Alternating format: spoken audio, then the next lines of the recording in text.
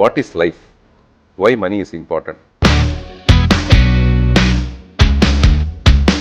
My secret of happiness, there is no second marriage. அதுக்கு தேவை எனக்கு தெரிஞ்ச வயசெல்லாம் ஒன்றுமே கிடையாது. சின்ன மணி குயிலே மெல்ல வரும் மயிலே.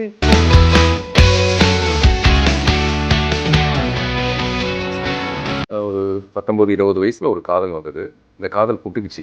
அதுக்கு காரணம் என்னன்னா,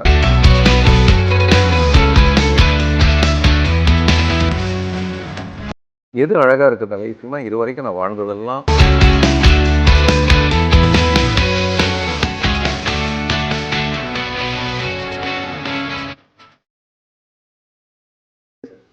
சின்ன மணி குயிலே மெல்ல வரும் மயிலே எங்கே என் ஜோடி இல்லாம கேட்டாக்கா பதிலும் சொல்லாம, எங்க கேள்வி இல்லாம அப்புறம் பதிலும் சொல்லாம எங்க போய் பதில் சொல்றது?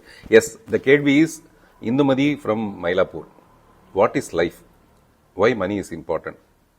Love, second marriage, your secret of happiness. அநேகமாக உங்களுடைய கேள்வியிலேயே இந்த பதிலும் இருக்கு. My secret of happiness, there is no second marriage. அதனால அதுக்கும் அதில் பதில் வந்துருச்சு. மை சீக்ரெட் ஆஃப் ஹாப்பினஸ், அதுக்கு முன்னாடி இருக்கிற கேள்வியில் இருக்க love. Love, lot of love. அப்படியே அந்த பிரபஞ்சம் பூரா பஞ்சமே இல்லாமல் காதல் நிரம்பி வழியுது. அது நம்மளால என்ன சொல்ல முடியும்? அதை நம்மளால ரசிக்க முடியுமா, ருசிக்க முடியுமா? அதுக்கு தேவை எனக்கு தெரிஞ்ச வயசெல்லாம் ஒன்றுமே கிடையாது. ரசனை, பார்வை, அது ஒரு ஸ்பெஷல் கண்ணாடி. அந்த காதலை கவனிக்கிறதுன்ற ஒரு பெரிய கண்ணாடி.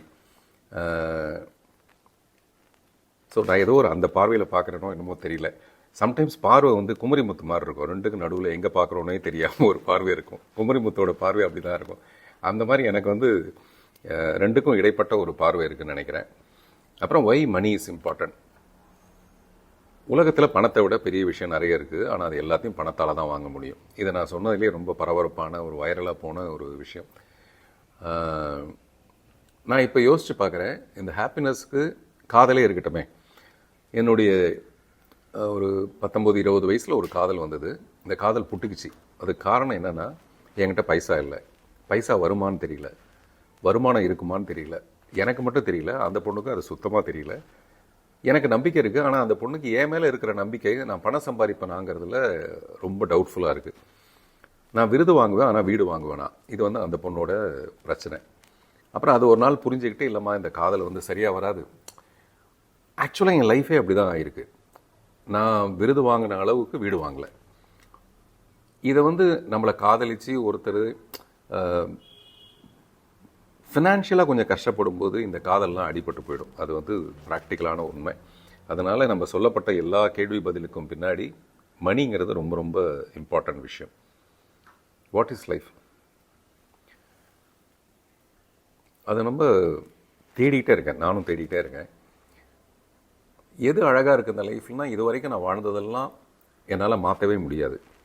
அதனால் எது நடந்ததோ அதெல்லாம் ரொம்ப அக்செப்ட் பண்ணிக்கிறேன். அப்புறம் இதில் என்னுடைய குற்ற உணர்ச்சி இருக்கா?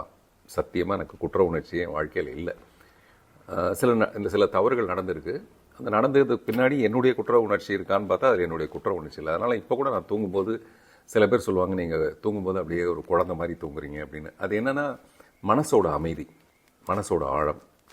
ஸோ அதனால் லைஃபுங்கிறது மற்றவங்க யாரையும் ஹர்ட் பண்ணாமல் இருக்கிற சந்தோஷத்தை, பாக்யராஜர் சொல்கிற மாதிரி சந்தோஷத்திலே பெரிய சந்தோஷம் மற்றவங்களை சந்தோஷப்படுத்தி பார்க்குறது, அந்த மாதிரி.